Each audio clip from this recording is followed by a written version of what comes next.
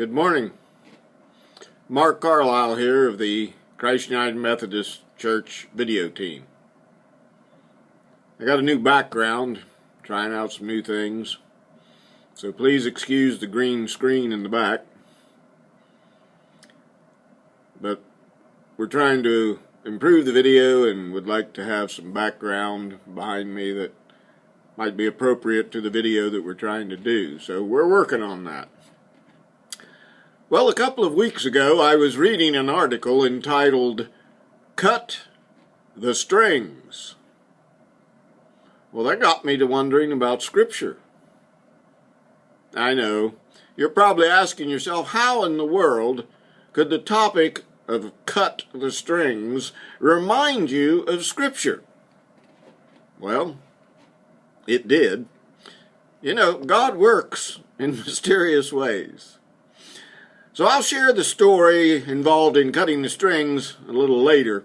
But as I began to think about strings, I realized that there are many strings in life.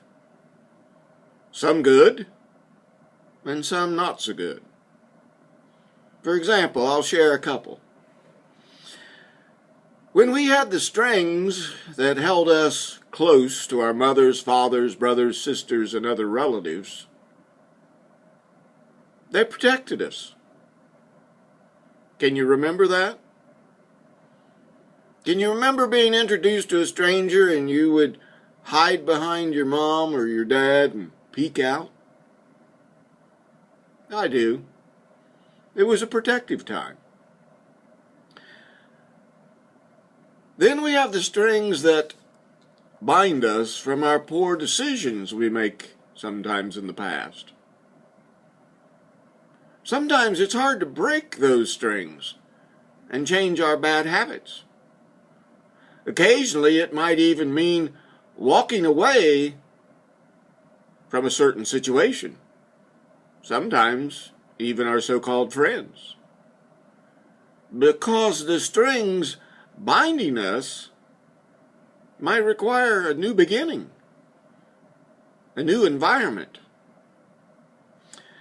Well, you might say, I didn't know the Bible had anything to say about strings. Well, it does. In Ecclesiastes chapter 4, verse 12, we hear, and I quote, "And if one prevail against him, two shall withstand him.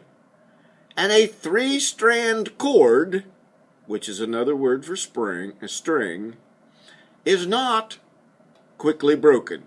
End quote. Well, this scripture is telling us that though an enemy might defeat us as one, if we bind together with two or more friends, we can withstand the enemy.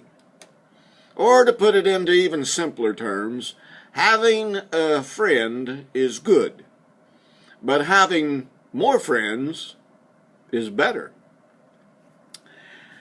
As I began to ponder on this thought, I came to realize that my best friend is Jesus Christ.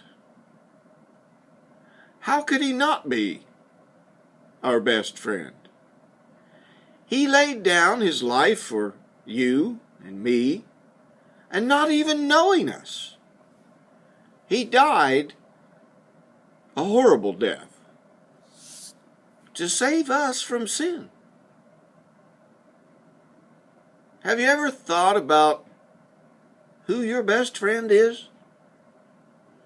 I know we have acquaintances. I know we have best buddies and women that we like to get together with as a group and share concerns in our lives, but who is your best friend? Who is the one who walked a perfect life? Who is the one that overcame all sin, even though he was exposed to all sin, just as we are? Well, back to the story. Now try to stay with me because I'm turning the corner here and I'm going to talk about a farmer who was baling hay. See, there's strings associated with hay. Now, he wasn't doing the typical square bales that we often think about today. He was putting his hay into huge rectangular bales, more of a commercial nature, that were 8 feet by 4 feet by 4 feet. Well, that weighs about a ton. And one day, he was out walking beside the trailer as another person was baling, observing the structure of how that moves that 1-ton bale from the baler to the wagon and stacks it automatically. And somehow or another, the trailer tipped, and 2 bales fell off and pinned him to the ground. Well, others who were working with him ran over to assist, and they pushed and they pulled, but they couldn't move the bales. The farmer, who was having a hard time breathing, in a low whisper kept saying, "Cut the strings." But in all of the excitement, they couldn't hear him, and they just kept trying to move those bales.